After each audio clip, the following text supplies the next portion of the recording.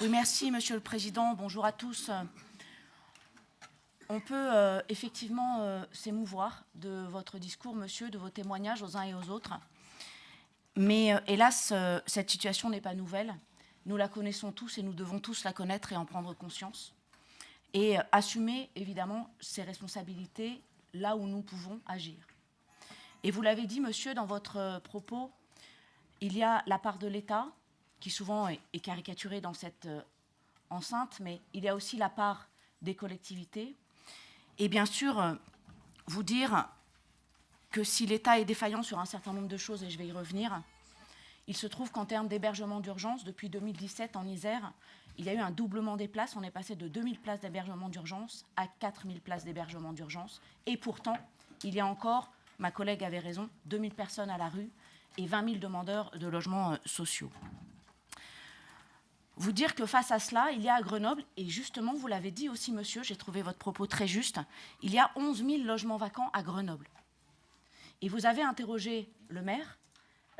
Moi, de la même façon, et à mon niveau, et dans un autre registre, bien sûr, nous interrogeons aussi le maire sur ces logements vacants et sur comment faire en sorte qu'ils reviennent sur le marché. C'est un vrai sujet pour que ces logements vacants puissent revenir à la location ou à l'hébergement d'urgence lorsque nécessaire, cela va de soi.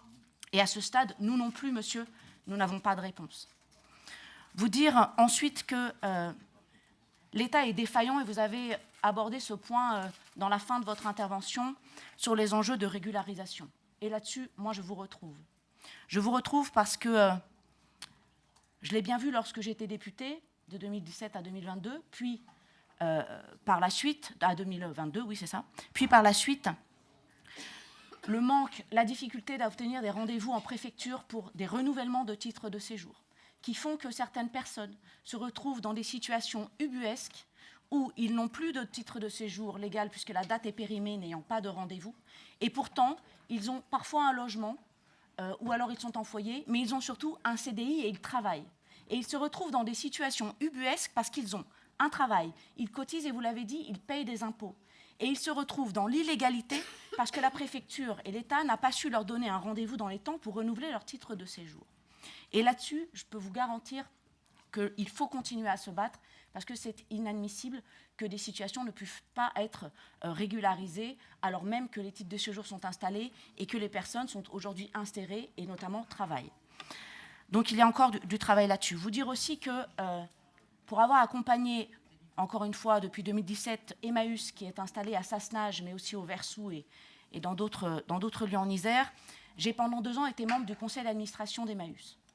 À Emmaüs, tout l'intérêt de cette association, c'est son engagement, bien sûr, au droit pour tous, au droit notamment au logement, mais surtout avec un principe d'intégration par le travail.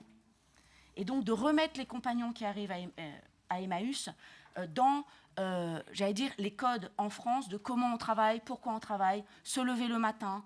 Voilà, tout ça fait partie pour nous, et c'est pour ça que je me suis engagée auprès d'Emmaüs, des valeurs de fond pour s'intégrer en France et accéder au travail. Et à Emmaüs, on propose aussi pour certains compagnons, et 90% des compagnons d'ailleurs, sont logés. Mais aujourd'hui, Emmaüs est débordé de demandes, comme peut-être pour certains d'entre vous ou dans les gens que vous connaissez.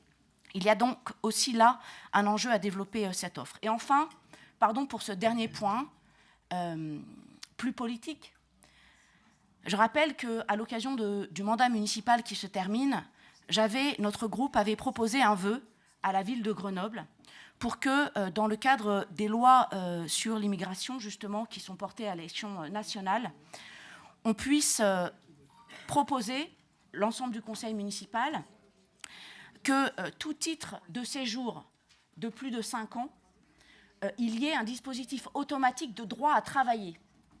Parce qu'aujourd'hui, quand on donne un titre de séjour en préfecture, c'est assez ubuesque là encore, tous les titres de séjour ne donnent pas droit au travail. Donc ça veut dire qu'on autorise des personnes en situation, enfin étrangères en l'occurrence, à rester en France, mais sans avoir le droit de travailler. Ce qui est complètement dingue. Et donc, on se bat depuis 2017 sur ce point. Les gouvernements successifs n'ont pas accédé à cette demande lorsque j'étais députée et toujours pas depuis. Et j'avais proposé à la ville de Grenoble ce vœu.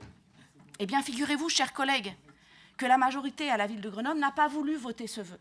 Or, il est essentiel que tout titre de séjour puisse permettre à l'étranger, en France, de pouvoir travailler. Et vous voyez ce genre de choses, eh bien, la majorité grenobloise n'avait pas voulu voter ce vœu, ce qui me paraissait complètement ubuesque. Donc vous voyez, chacun doit prendre sa part de responsabilité, sortir des enjeux d'étiquette pour faire au mieux dans l'accès au travail, l'accès au logement et la régularisation d'un certain nombre d'étrangers qui sont sur le sol français et qui n'aspirent qu'à une chose, s'intégrer et travailler. Merci.